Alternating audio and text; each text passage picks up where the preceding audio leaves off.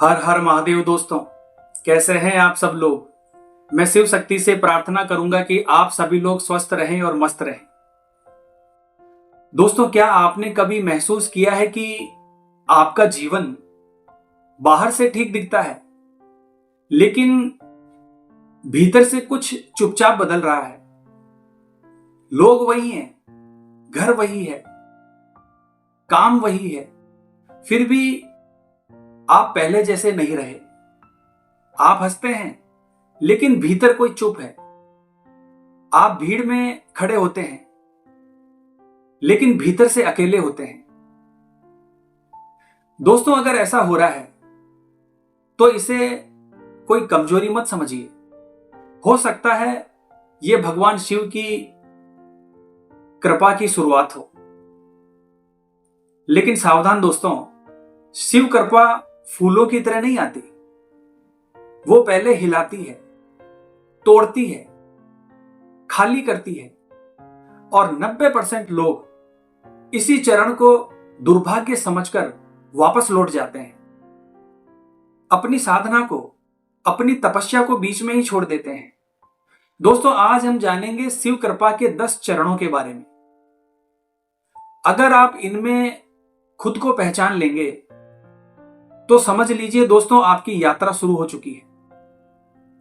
पहला चरण है दोस्तों, बिखराव। दोस्तों, इस दौरान जीवन व्यवस्थित नहीं रहता। रिश्ते ढीले पड़ते हैं, दिलचस्पियां बदलने लगती है, पुरानी आदतें भारी लगने लगती है। जो लोग हमारे लिए कभी जरूरी थे, अब वो लोग हमारे लिए उतने जरूरी नहीं रहते। ऐसी स्थिति में आप सोचते हैं कि मैं बदल क्यों गया हूं। लेकिन सच्चाई यह है दोस्तों कि भगवान शिव जोड़ने से पहले तोड़ते हैं। वो आपके जीवन से शोर शराबे को हटाते हैं और आपको पहली बार मौन से मिलाते हैं। दूसरा चरण है दोस्तों, डर का उभरना। दोस्तों, अब आपके सबसे बड़े डर सामने आने लगते हैं। पुरानी यादें सताने लगती है, दबी हुई भावनाएं ऊपर आने लगती है, अनकहे दर्द फिर से जीवित हो जाते हैं। आप सोचते हैं कि आप पीछे जा रहे हैं, लेकिन ऐसा बिल्कुल नहीं होता है दोस्तों, क्योंकि भगवान शिव की शक्ति आपकी आत्मा पर जमी धूल को साफ कर रही होती है। तीसरा चरण है प्रतिक्रिया का धीमा होना। दोस्तों, इस दौरान पहले जहां आप तुरंत गुस्सा हो जाते थे, अब आप उस जगह पर चुप रहते हैं। पहले जहां अपमान आपको तोड़ देता था, अब आप उसे देख लेते हैं। दोस्तों, यह कोई कमजोरी नहीं है, यह स्थिरता की एक शुरुआत है। चौथा चरण है निर्णय की परीक्षा। दोस्तों, अब आपका जीवन आपको कुछ कठिन चुनावों के सामने खड़ा करता है। एक रास्ता सुरक्षित होता है, लेकिन भीतर से वो गलत लगता है, और दूसरा रास्ता डरावना होता है, लेकिन भीतर से वो सच्चा होता है। और यकीन मानना दोस्तों, यहीं पर आकर सबसे ज्यादा लोग गिरते हैं, क्योंकि भगवान शिव तर्क से नहीं, अनुभूति से हमको चलाते हैं। पांचवा चरण है दोस्तों, संकेतों की भाषा। दोस्तों, अब जीवन में जो घटनाएं हैं वो दोहराने लगती है। एक ही संदेश अलग अलग रूप में आता है, कभी किसी व्यक्ति के शब्दों में, कभी किसी असफलता में, कभी किसी अजनबी के रूप में। क्योंकि दोस्तों, भगवान शिव सीधे नहीं बोलते, वो संकेतों के माध्यम से हमें मार्ग दिखाते हैं। अगला चरण है दोस्तों, वैराग्य। दोस्तों, इस दौरान आप संसार में तो रहते हैं, लेकिन उससे बनते नहीं हैं, उससे जुड़ते नहीं हैं। आप प्रेम करते हैं, लेकिन चिपकते नहीं हैं। आप काम करते हैं लेकिन टूटते नहीं हैं। 7वां चरण है साक्षी भाव। दोस्तों, इस दौरान कुछ क्षण ऐसे आते हैं जहां समय रुक सा जाता है।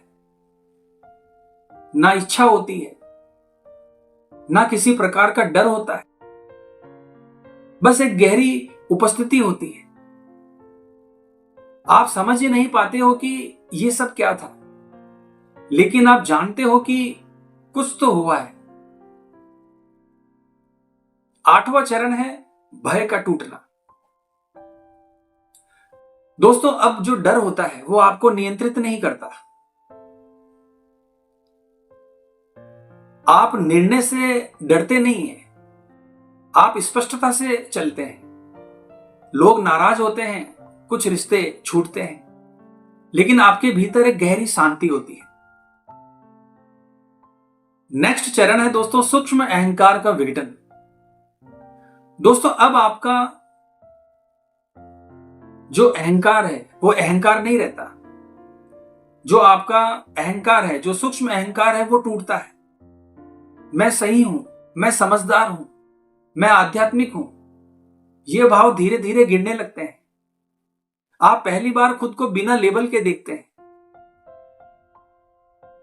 अगला चरण है सहज उपस्थिति। दोस्तों, अब आपके पास पाने को कुछ नहीं बचता। ना शिव को पाना है, ना मुक्ति चाहिए, ना पहचान चाहिए। अब बस आपका होना ही शेष है। जीवन घटता है, लेकिन आप सिर्फ साक्षी रहते हैं। सुख आता है, जाता है, दुख आता है, जाता है, लेकिन आप डगमगाते नहीं हैं। यहीं पर आकर एक भगत और भगवान शिव का भेद मिट जाता है। दोस्तों, अगर आज की इस यात्रा में आपने अगर खुद को कहीं भी पहचाना, अगर आपको लगा कि यह कहानी नहीं आपका जीवन है, तो समझ लीजिए दोस्तों, कृपा शुरू हो चुकी है। क्योंकि दोस्तों, भगवान शिव बाहर नहीं आते, वो आपके भीतर जागते हैं।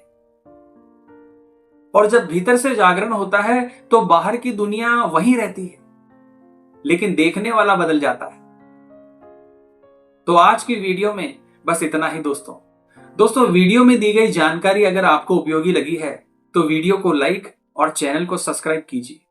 और हाँ दोस्तों, अगर आप हमसे बात करना चाहते हैं या किसी समस्या से संबंधित कोई जानकारी लेना चाहते हैं तो आप हमसे व्हाट्सएप के माध्यम से संपर्क कर सकते हैं। हमारे कॉन्टैक्ट नंबर वीडियो के डिस्क्रिप्शन बॉक्स में और हमारे चैनल पर दिए गए हैं। तो मिलते हैं दोस्तों इसी प्रकार की अगली वीडियो के माध्यम से।